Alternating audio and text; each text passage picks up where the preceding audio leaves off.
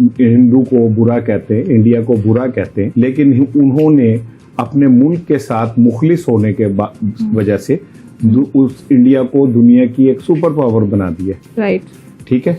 और हम अपने आप को नेक पारसा वतन परस्त कहते हैं, और हमने अपने मुल्क का बेड़ा गर्क ये किया कि हम $1 अरब डॉलर के लिए नाक रगड़ते फिरते हैं। अच्छा, अहमद बिलाल सूफी साहब, आपने एक आर्टिकल लिखा था डॉन में, जी, अखंड भारत के हवाले से, उस इंटरनेशनल लॉ के तहत आप उसको कैसे देखते हैं? अब तो ये जो नक्शा है अखंड भारत का, ये तो उन्होंने इंडियन पार्लियामेंट में भी लगा दिया। जी हाँ।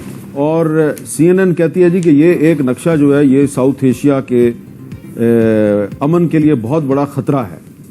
तो ये बताएं कि, और मैं चाहता हूं कि मैं आपको सुनवा भी दूं, और हम भीख मांग रहे हैं क्योंकि RSS जो कि BJP की इत्तेहादी है, तो RSS के जो सरबराह हैं वो क्या कह रहे हैं अखंड भारत के बारे में? अच्छा, अब ये RSS के सरबराह जो हैं वो एक नौजवान को कह रहे हैं कि तुम्हारे जो बुजुर्ग हैं उनकी रिटायरमेंट से पहले अखंड भारत बन जाएगा।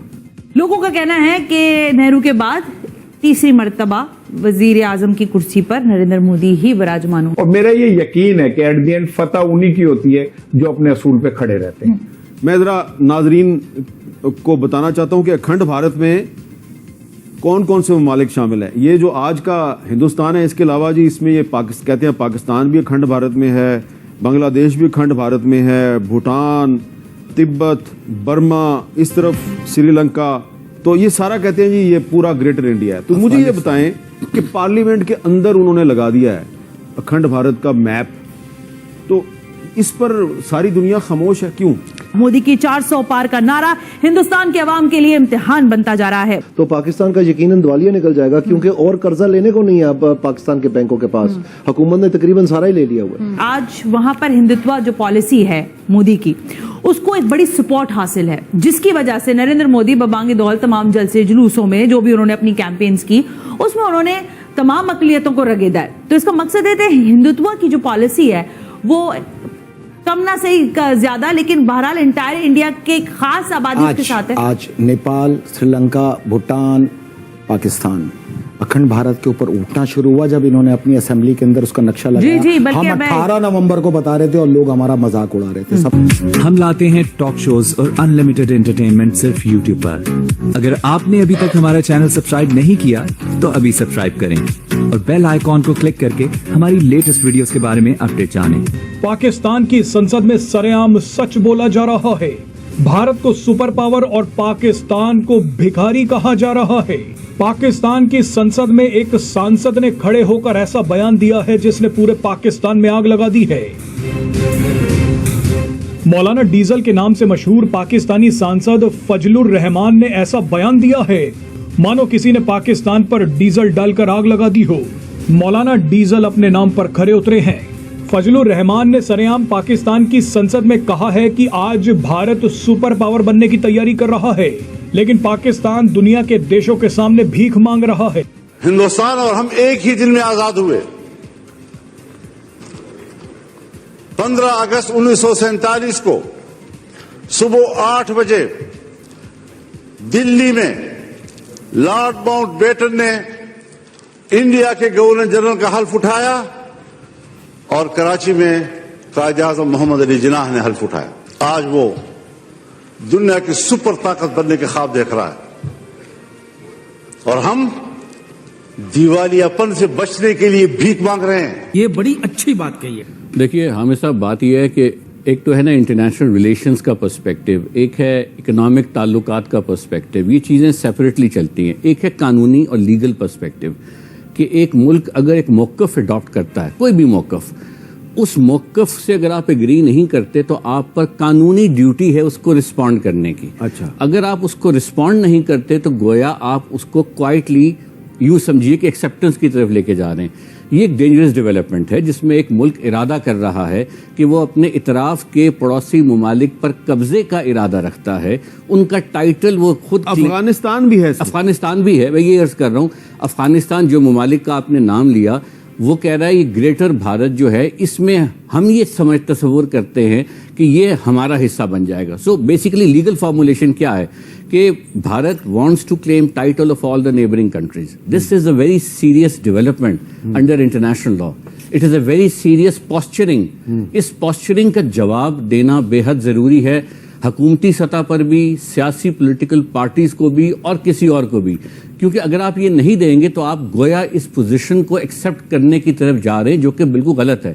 پاکستان نے اس کا جواب دیا, فارن آفس کے تھرو جواب دیا گیا. جب انہوں نے یہ نقشہ جس کا آپ نے ذکر کیا اپنی پارلیمنٹ میں آویزاں کیا تو اس پہ بنگلہ دیش, نیپال, سب ملکوں نے کیوں کیا؟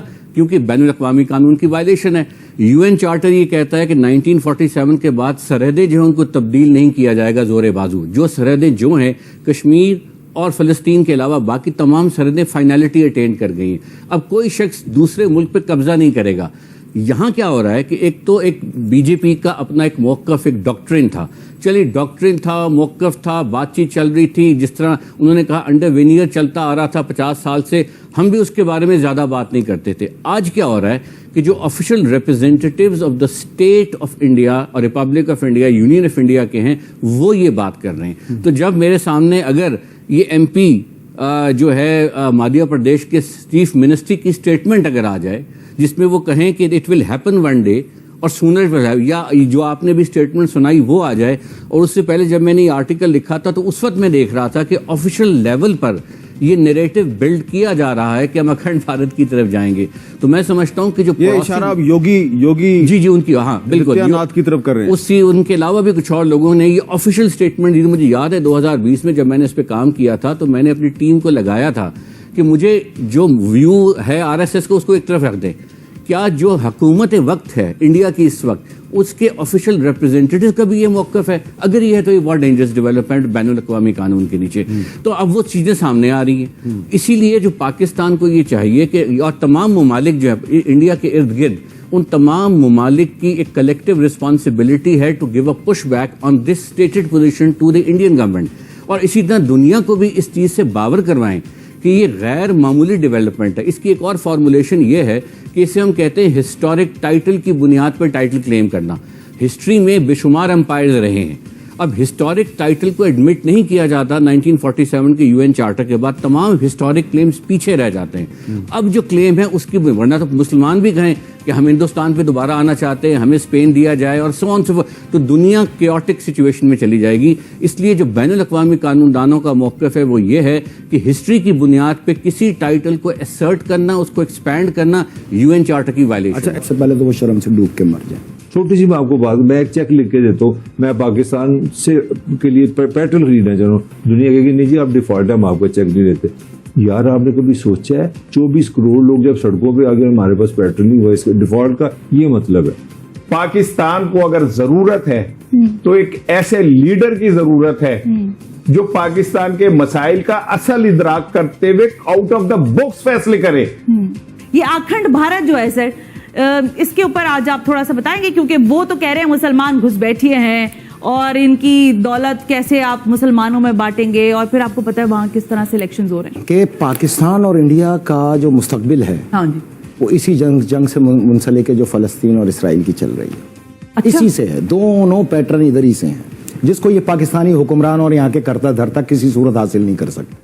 یہ لاکھ کوشش کر لیں پاکستان کو اس قرض کی دلدل سے نہیں نکال سکتے. 2013 میں ہی میں یہ جان گیا تھا کہ USA کو اسرائیل کی ضرورت نہیں ہے. یہ غلط فینومینا ہے آپ لوگ کے ذہن میں.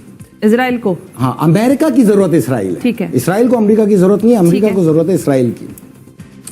امریکی سیاست اور حکمرانوں کا جو منبع ہے بے شک عوام ہے, عوام میں ان کی حکمرانی ہے, لیکن امریکن اسٹیبلشمنٹ اور سیکیورٹی ایجنسیز جو ہیں وہ اسٹیبلشمنٹ جو ہے وہ اسرائیل کے پاس, اسرائیل پہ ان کی گرپ ہے, امریکہ کی نہیں, امریکن سیاستدانوں کی نہیں. اب بہرحال ڈالر اور امریکن انتظامیہ جس کے ہاتھ کے اندر تنگی کی طرح ناچ کرتے ہیں, آخر وہ کون سا ایسا شخص ہے جو ڈالر کا مالک ہے؟ اس کا نام ہے روتشائلڈ.